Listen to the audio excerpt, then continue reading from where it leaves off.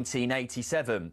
The sport took the young defender on a whistle-stop tour of South Germany, from Augsburg to Stuttgart and then Ulm. A knee injury ended his playing career at the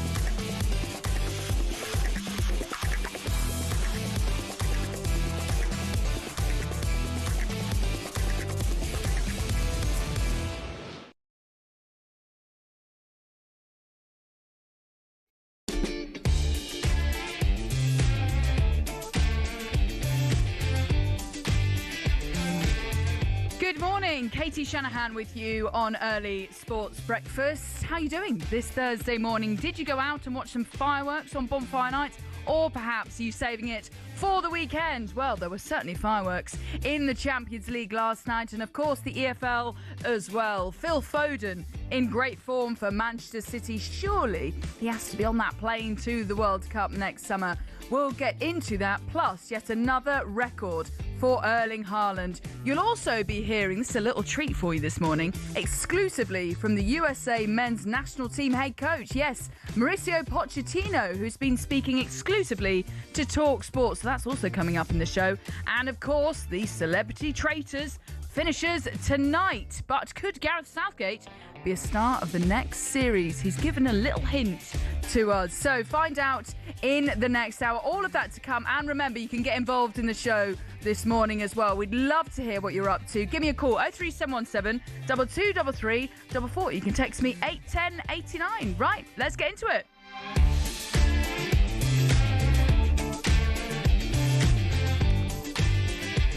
It was 2 victories out of 3 last night for the English clubs in the Champions League. Here's how the evening unfolded across the talkSPORT network.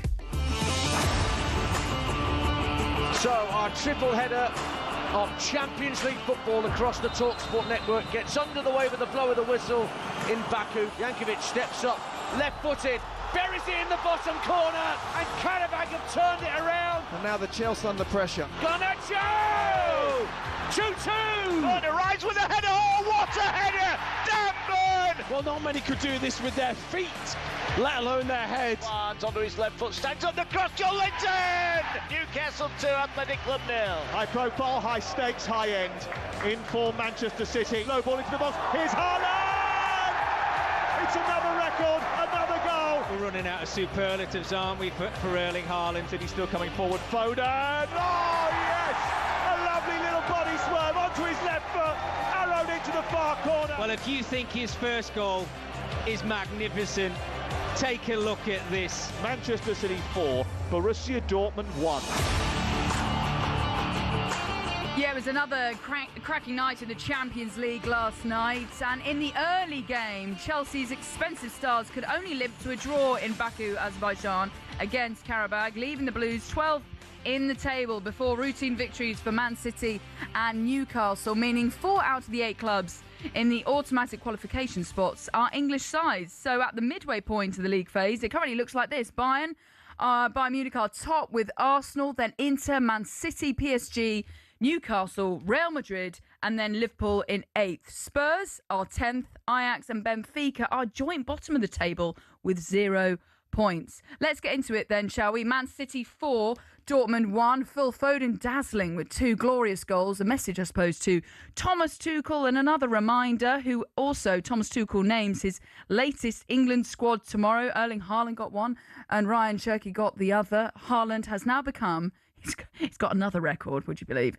Becomes the first player to score in 5 consecutive Champions League games for 3 different clubs. And City boss Pep Guardiola said afterwards that Foden is back to his best.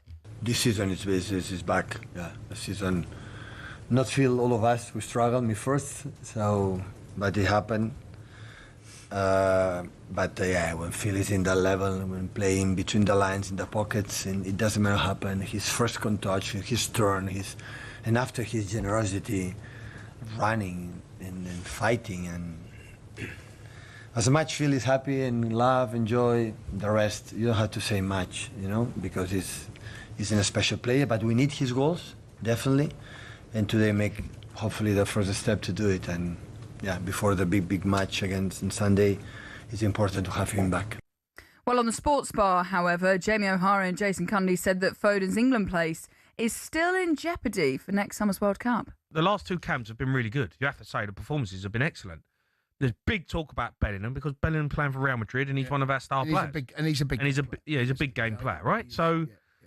You'd argue if there's going to be anyone that goes in it. Look, I love Foden. I've been a massive fan of Foden. Yeah. I don't know if he gets in the squad. No, I think you're probably right. If there's one space left, Bellingham probably gets it. Well, that's the thing. Where do you put Phil Foden? I mean, a player of his talent and calibre, you would think he would at least be in the squad. It's just a case of where he goes, because you've got Saka out on the right, you've got Harry Kane up top, and then you're thinking, where do you go? You've also got Eze in there, you've got Cole Palmer, all these players that you want to kind of make sure that they're in the squad. It's just a case of where they will go. And then in terms of the Euros, Foden won PFA Player of the Season before the last Euros, but he didn't impress at the tournament because he was stuck out wide by Southgate, because you've got all these amazing players. It's just a case of how best to fit them all in, and Foden has missed the last 3 squads, which is also quite telling as well. So he's another friendly reminder to Thomas Tuchel about his talent, and if he can hit the right form at the right time, you feel as though could he be on the plane or not? That is going to be a big problem for Thomas Tuchel. Right, and also you've got to think, is Bellingham's space really under threat at all? He is absolutely amazing. I like the boys were just saying there, a big game player. Gabby Bonhall also regularly says that Tuchel and Jude are probably laughing in private about the talk of a rift. So give me a call and tell me whether you think Foden does have to be in the World Cup squad next summer, or even part of the starting 11. Where would he start, and would you see or like him to start for England for that opening game? Obviously, we don't know who they're going to be playing just yet. The World Cup draw is next month. You can give me a call, 03717 223344. You can text me 81089. Should Phil Foden go to the World Cup, especially if he's hitting form at the right time? As for the other game, Newcastle beat Atletico Bilbao 2-0. It was a brilliant Dan Burn header. Did you see this? Oh, it's amazing. Another in the second half from Joe Linton as well. Moved Newcastle up to 6th with 3 wins and 1 defeat from the first 4. Newcastle are stuttering in the league, though, 13th at the moment, and Eddie Howe is now calling for consistency. I think when you go back and look at our time, we've been pretty consistent through the seasons. Of course, you have dips throughout it. We want to make sure that we don't become that team that's yo-yoing in terms of attitude or intensity or delivery of performances. We really want that identity to be clear in how we play, regardless of where we play. And I know the players are frustrated as well, so I don't think it's from a lack of effort. I think the effort and the will to do well is there. Now we have to harness that and use the pain from West Ham for our next Premier League game, and I think it's another opportunity for us to come out of that spell. Certainly is, and I suppose is a good Champions League run what Newcastle fans want more than anything. bearing in mind they didn't make it out of the group in 2023-24. And I suppose, a number of the back pages are just lots of pictures of Dan Burns bright on Bonfire Night, and that's in the back page of the Mirror. We'll be getting into the back pages very shortly. But Dan Burns' face after scoring, I mean, the Geordie is just living the dream. And it was such a good header. It's like a curling header, unmarked. And it was a brilliant finish from him. On to Chelsea then. Slightly worrying for Chelsea after their 2-2 draw against Karabag. Nearly a 3,000-mile trip to Baku. And after the game, Enzo Maresca talked about his decision to make 7 changes to the starting 11 that beat Tottenham last Saturday. No, the intention is always, when we make changes, is because the intention is always because we think that the plan with the players that they start the game is the correct one. I think today I don't have the feeling that it's about rotate player. It's more because we start in the right way, we score the goal, and then again we concede 2 goals, especially the first one with 10 players. They were with 10 players. So for me the big difference today has been especially inside the box. In our box we concede 2 goals that we can avoid, and in their box, for the amount of times that we arrive there, probably we need to be a little bit more clinical. Well, talkSPORT's Adrian Durham felt that the Chelsea fans, you really felt for the Chelsea fans who travelled and he thought they were cheated. Chelsea only drawing 2-2 away to Karabag, whose whole squad cost 22 million, the Azerbaijani champions. Extraordinary. Chelsea should give all those travelling fans their money back. Terrible, terrible result, and they had to come from behind. Yep, so Chelsea with work to do in the Champions League. A bit of a disappointing performance from them, 2-2 against Karabag. And, Chelsea fans just having to travel quite a long way for an under-par performance from their side. Elsewhere, what a game this was. A 3-3 thriller between Club Brugge and Barcelona. This was an amazing game and a fantastic performance from Club Brugge. Lamine Yamal at his very best for Barca once again with another brilliant curling effort. So that was probably one of the games of the night that I really enjoyed. But most of the back pages, which we'll be doing very shortly, is just covered with Phil Foden. Foden's fireworks is on the back page of the Daily Mail as Phil's double lights blue touch papers. Pep's men take down Dortmund. You've also got Foden fireworks in the back page of the Guardian, and it says a touch of class, but spelt as in Tuchel, as in Thomas Tuchel. Foden's perfect time to shine for Thomas. Coming back to that question we're asking you this morning, should Phil Foden be going to the World Cup next summer, as he seems to be hitting form at just the right time?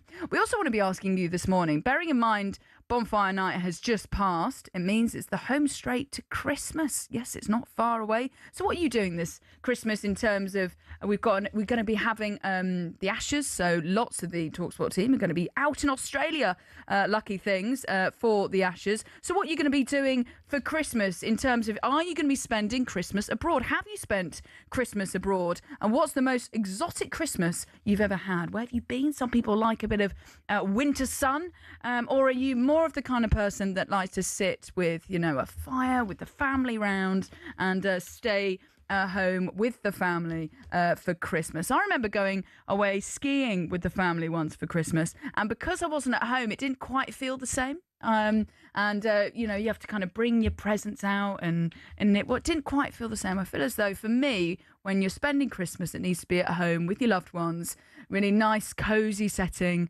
and just get everyone round the table, eat lots of food, have lots of presents, and just enjoy it in the comfort of your home. But I would love to hear if you're going anywhere exotic. Make me jealous for some winter sun. Boy, would I love some of that now. Right, Katie Shanahan with you this Thursday morning. Coming up next, we'll be looking at what's making the morning's back pages. It is 5:14.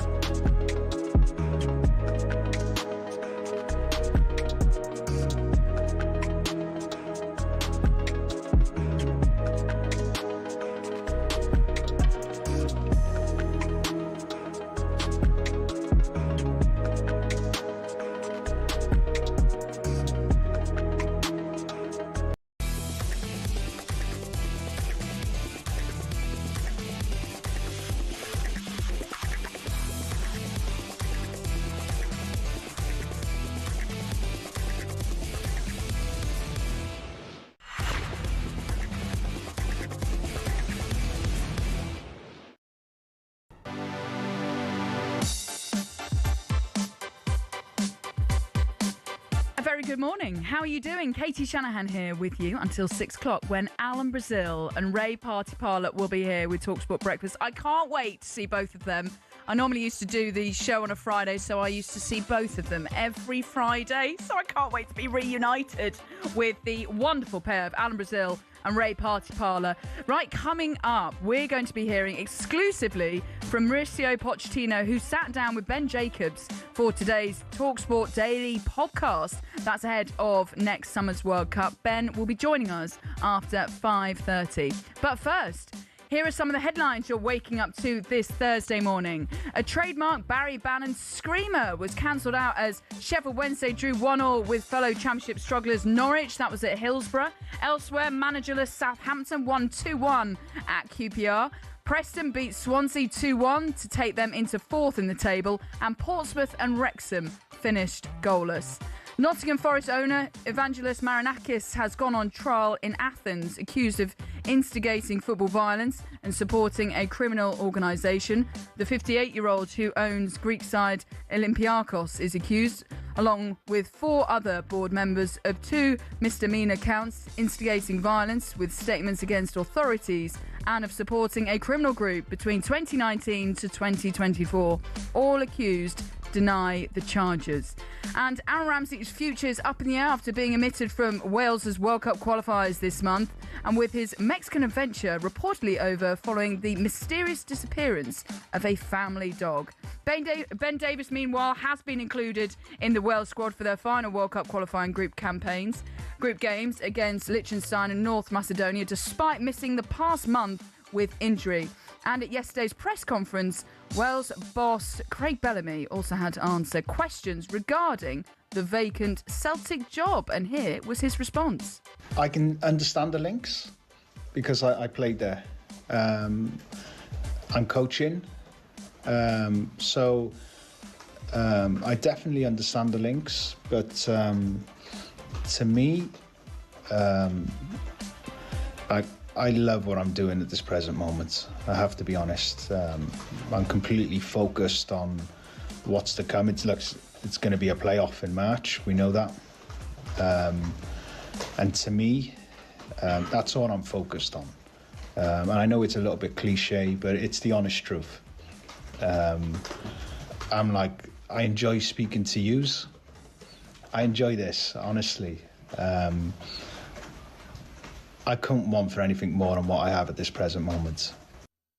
OK, right. A reminder that Thomas Tuchel names his England squad for the games against Serbia and Albania tomorrow. talkSPORT will bring you that first and the fastest. Remember, England have already qualified for the World Cup. So for more on the day's biggest stories, you can go to talksport.com. Right, keep all of those texts coming in. And you know what? We've been asking you this morning, bearing in mind Bonfire Night is behind us. It is the home straight to Christmas. And therefore, I know people are probably thinking, Katie, don't talk about Christmas. It's not Christmas yet. But we have had loads of texts about this. And loads of people have got lovely plans. And I think, so I'm just going to read a few of them out. It says, morning, Katie. I'm travelling from Manchester Airport on midday on Christmas Day to Adelaide for 11 nights. Then 5 nights in Bali and 13 nights in Thailand on my... Oh, my, wow. Dave, that sounds like a brilliant Christmas. I'm just spending it at home. And the lovely Uma has joined me in the studio to talk through the back pages. Are you going anywhere exotic for Christmas? No, and now I'm sad that I'm not. I know, Bali for Christmas. Great. Sounds great. That is wonderful. And also, I've had this other one from Adele Grange, who says, Katie, I went to Borneo to volunteer with orangutans and was there over Christmas. I spent Christmas morning bathing baby orangutans. I don't think it gets much better than that.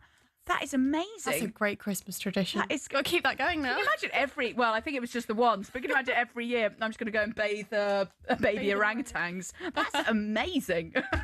Right, let's get onto the football, shall we? Let's. Lots of Phil Foden over the back pages because of his really brilliant display. Man City 4, Dortmund 1, him getting a couple of goals. What else has caught your eye? Yes, lots in the papers today, and of course a lot about last night's football, but also a lot about tonight's football, because as we know, of course, Aston Villa have got a big game against Maccabi Tel Aviv, but all the chat on this one is about the potential problems that could come with this game tonight. Obviously, we know we've been reporting on this for a while. The Times is talking about this fan ban, so there'll be no away fans. Maccabi Tel Aviv have not been allowed to bring away fans to this match.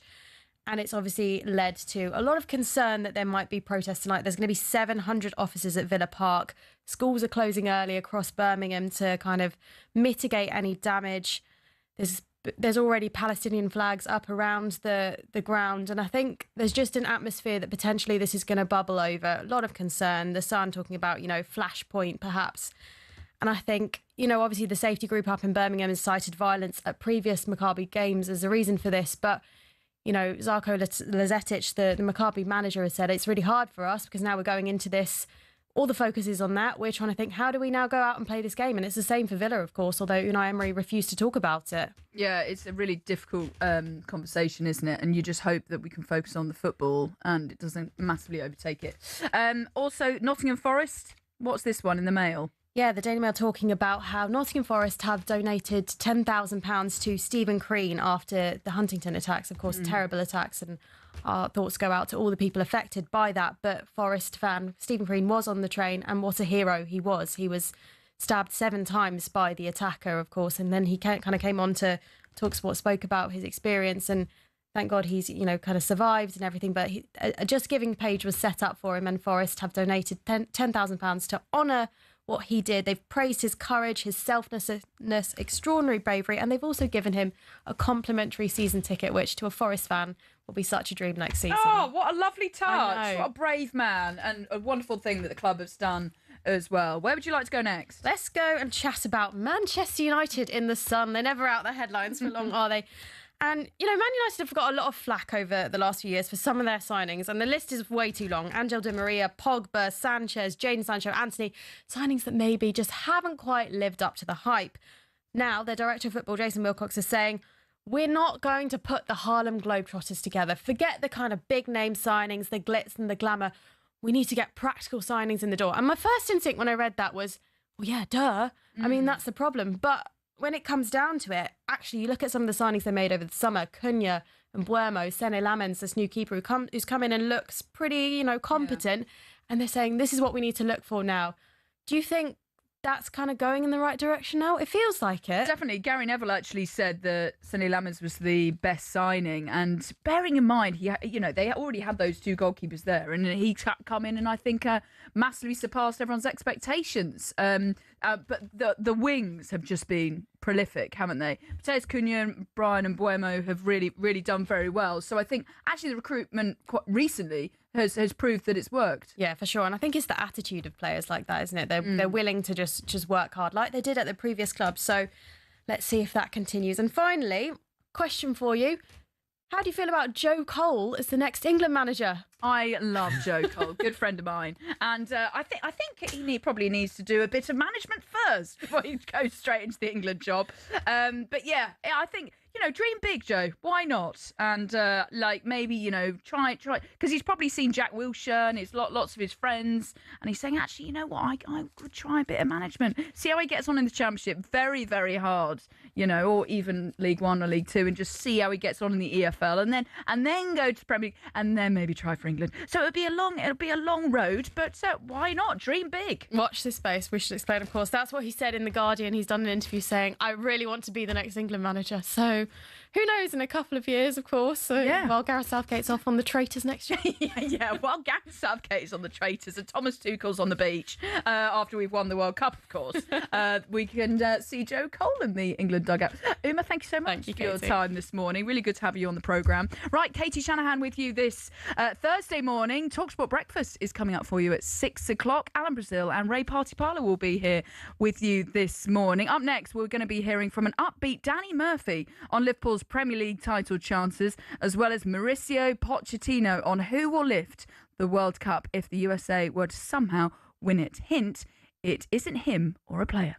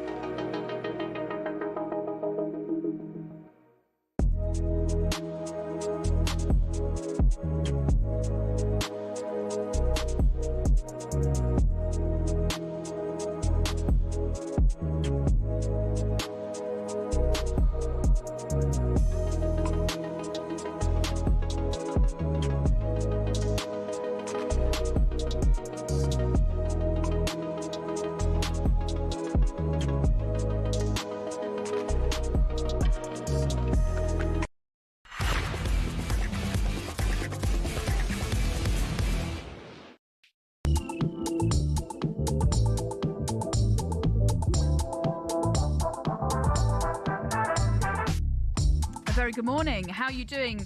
Katie Shanahan here with you on Early Sports Breakfast. Happy Thursday, nearly the weekend. We're bidding up to breakfast where Alan Brazil and Ray Party-Parler will be here at 6 o'clock with talkSPORT Breakfast.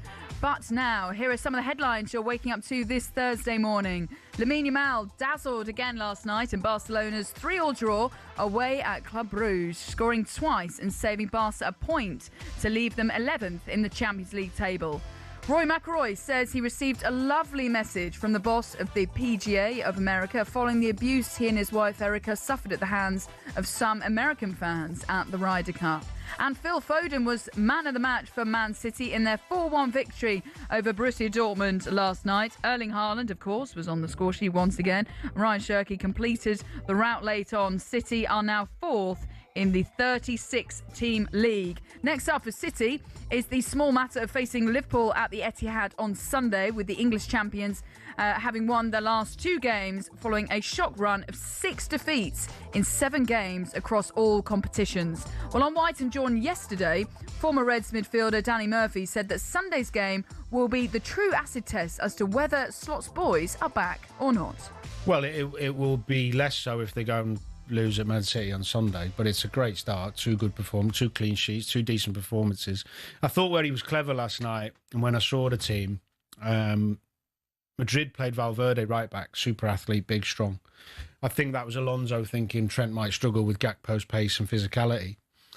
He didn't even play Gakpo, played Verts off the left and let him go wandering, which caused Madrid problems. I thought that was a clever little tactical tweak from Slot. And I think that if they go to Man City and avoid defeat, then yeah, you can say it's been a turning point for them. They looked physically better from what I saw. Yeah, Florian Wirtz certainly impressing against Real Madrid, didn't he? And also just being able to can he continue that against Man City at the weekend? And also, is Erling Haaland against Ibrahima Konate an accident waiting to happen? That's going to be a really big battle for Konate up against Erling Haaland. As for a reminder of how the other English teams did in Europe last night, if you're just joining us, Newcastle beat Athletic Bilbao. That was 2-0, a win for Eddie Howe's side to move them up to 6th in the league table. Chelsea drew 2-2 against Karabakh in Baku. 12th will have to do at the halfway stage for Chelsea. We'll be talking about Europa League in the final part of the show. For more on this and all the day's biggest stories, you can go to talksport.com. Right, it is time for this.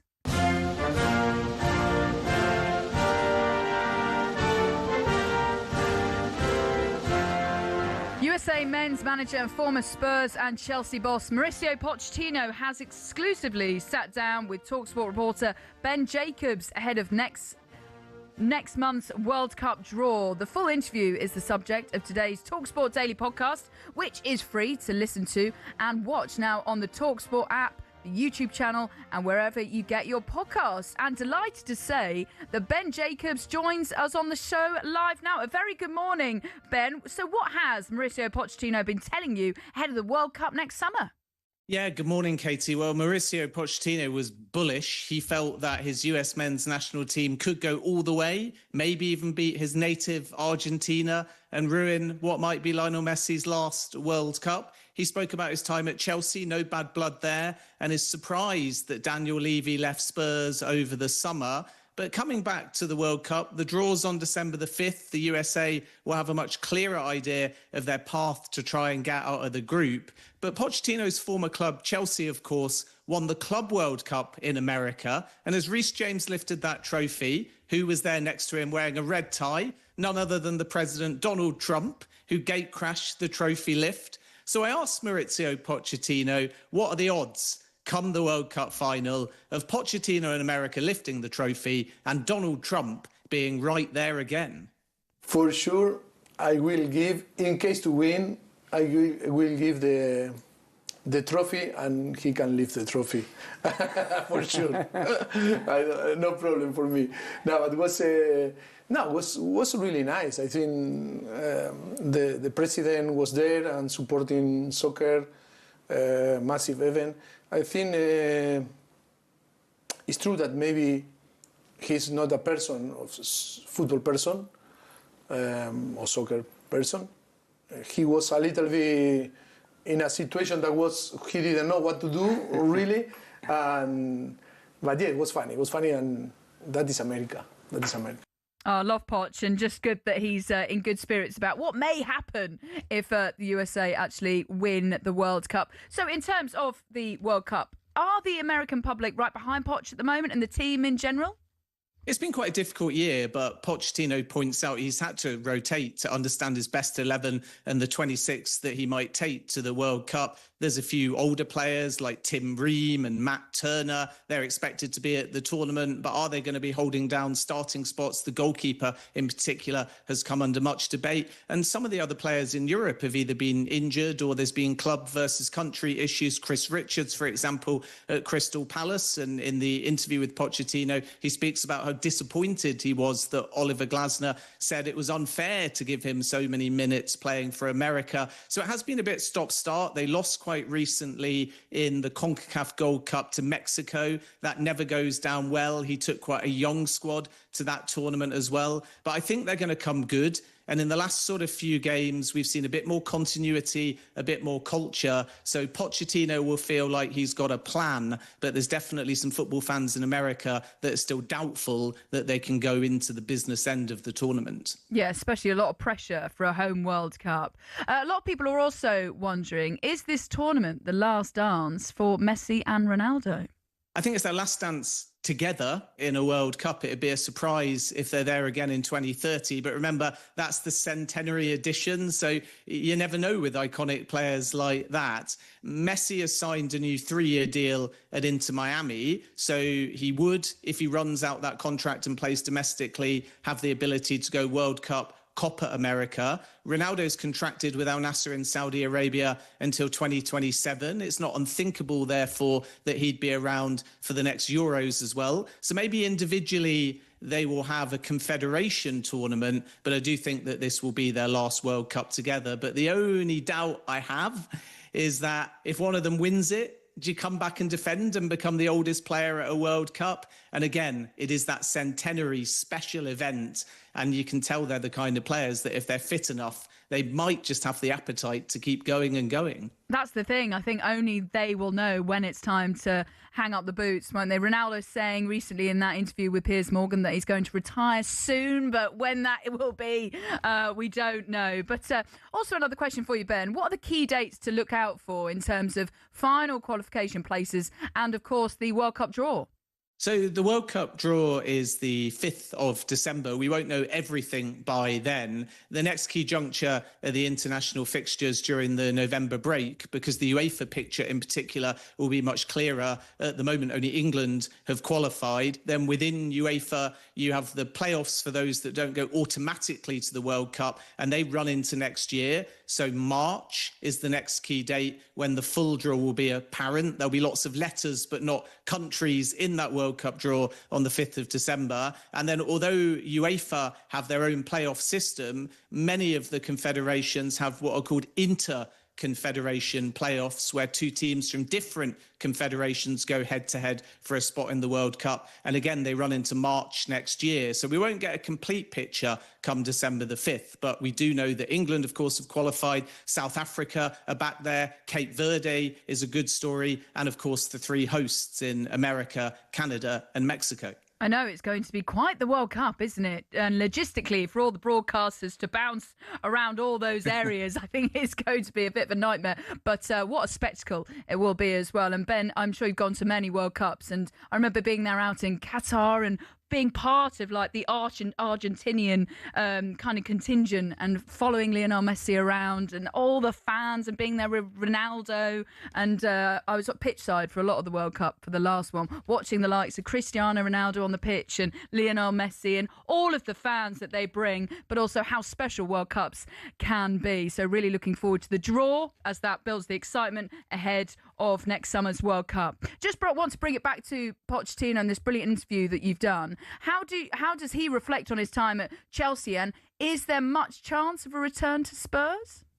Yeah, Spurs specifically was kind of dodged, although Andy Jacobs on talkSPORT, when we last spoke to Maurizio Pochettino, asked him the same question, and he certainly didn't shut it down entirely. But of course, Daniel Levy's left, and I think the feeling was if there was to be a more immediate route back for Pochettino to Tottenham, it might be driven by Daniel Levy. So now he's gone, we'll have to wait and see. But what I would say is that Pochettino's contract runs out after the 2026 World Cup, and there's no guarantee, even if they do really well and win the thing, that he'll necessarily stay. I think he's got unfinished business in the Premier League. I asked him that, and Pochettino did say he wants to come back to England. He loves living in London, and he feels that he can win a Champions League with an English club. So my read is that Chelsea's off the table. Tottenham is not impossible. He obviously won't go to Arsenal. But if a Premier League vacancy comes up in summer 2026 after the World Cup, I think Pochettino might well be a name that puts his hat up and says, OK, let's make a return. That's interesting timing, isn't it? Because Pep Guardiola is going to have a break from Man City. So maybe he's trying to think, right, where am I going to go and fit in? And if he comes back to the Premier League, what a treat that will be for all of us.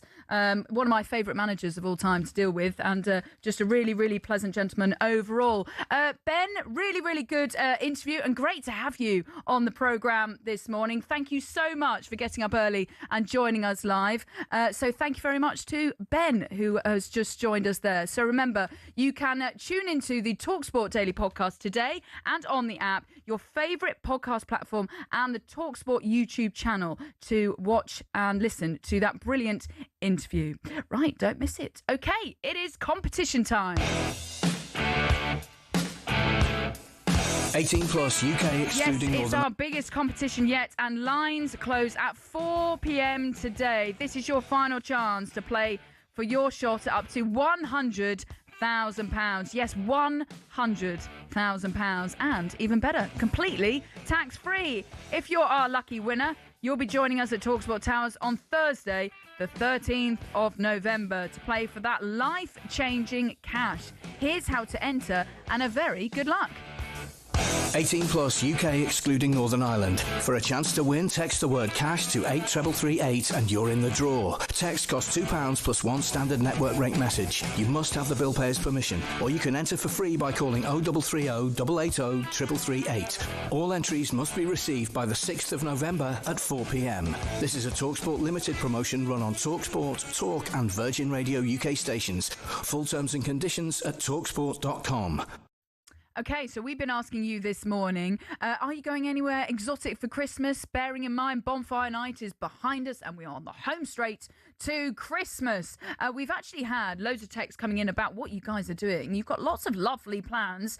Just this text here coming in from Simon. He says, Katie, I'll be spending Christmas in Melbourne with the Barmy Army, you lucky thing. New Year's Eve in Sydney, followed by 3 weeks in New Zealand in a motorhome. Bucket list stuff. Certainly is, Simon in Chesham. Thank you so much. What a Christmas you've got lined up. Can't wait for the Ashes. Oh, I can't wait to be watching that in the early hours of the morning. We've also got, this is from Kate in Bolton. Good morning, Kate. She says, good morning, lovely Katie. Good morning, Kate. Great name.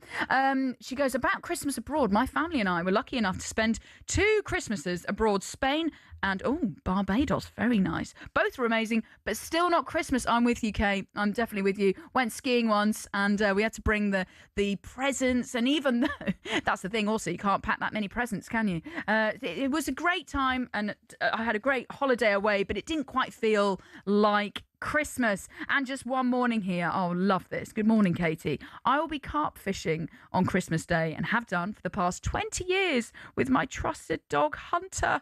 Oh, what a wonderful way to spend Christmas with your lovely dog Hunter and carp fishing. That is brilliant. Keep those texts coming in, 81089, or you can give me a call, 0371 722 3344. Right, up next, we're going to be looking ahead to tonight's Europa League action. Plus, tonight is the final of a certain TV series that's gripping the nation. It's 5:47.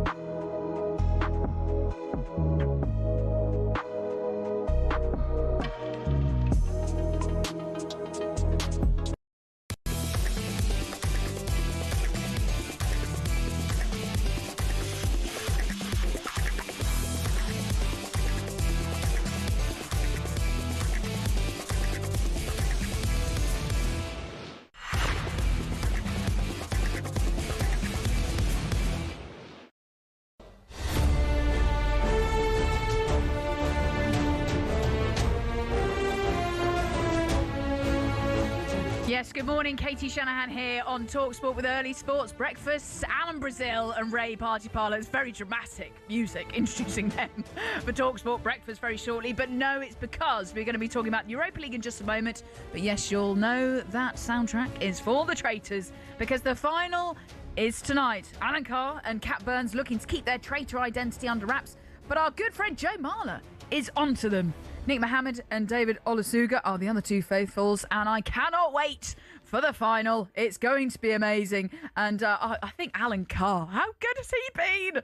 I can't help but not love Alan Carr throughout this whole thing. However, I think it gave it away. I'm not actually, no, I probably shouldn't say, but he kind of gave it away because you just can't say he's a faithful without laughing. So I think they're onto him. Joe Marler, how good has he been as well? And lots of people, I think articles actually saying he's been one of the best faithfuls ever in the whole of the television series. But actually, also this for you. Yesterday, over on our sister station, Virgin Radio, the former England manager, Gareth Southgate, joined Chris Evans live in the studio. And they got onto the subject of traitors, which the Three Lions camp played at the last two major tournaments. Now, you played your own version of traitors, didn't you? We did. Well, in Qatar, Conor Cody, he was at Wolves at the time, and he introduced the game to the lads. Right. So, I mean, all 26 players were playing. They called them wolves and villagers, so slightly different terms. But, I mean, they loved it. I'd be going to bed at, finished all my meetings. They're still playing this game round. I can hear, oh, because the wolves have been killed. And then come Germany, our comms team were sliding letters under people's doors, and everybody was getting involved. I have to... Mark Gurhey, who's a lovely lad, at Crystal Palace. His father's a religious pastor, yeah. And he came up to me during the tournament in Germany and said, "Gaffer, I can't. I'm a wolf. I've got to keep lying. I can't do it anymore. I can't keep lying. I'm really uncomfortable with it." Yeah. So, but it was just a brilliant. I mean, as we're seeing on television, what a great series, isn't it? Well, the thing is, now I know they're putting out feelers for next year's Celebrity Traitors. I know. Right? Have they reached out to you? Well, they've reached out. I love it.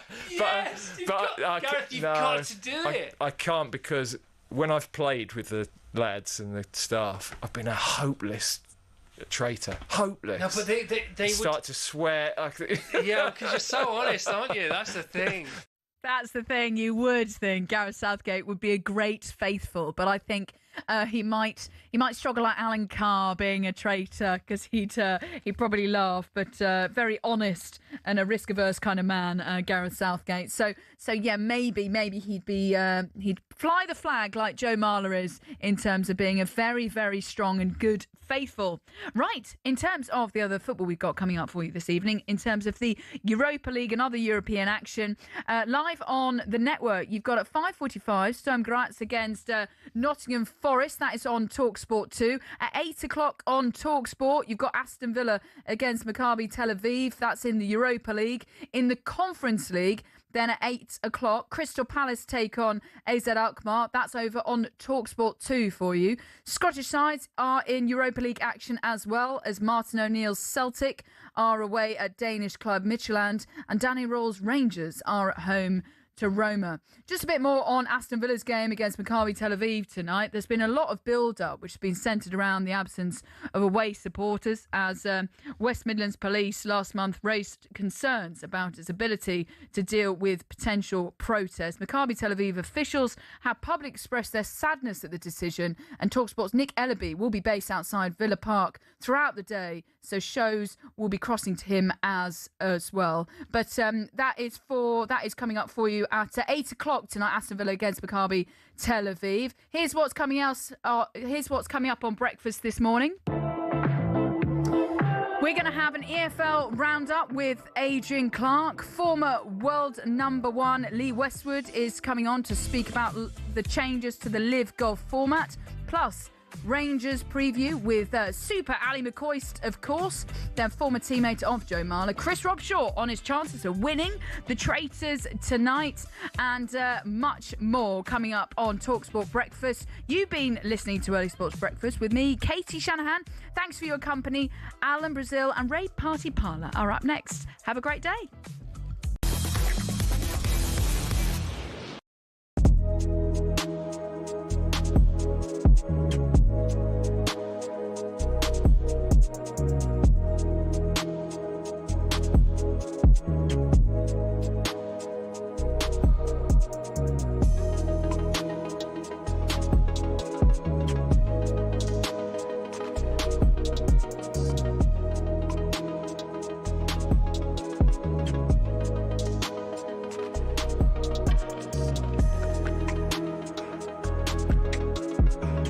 Sport.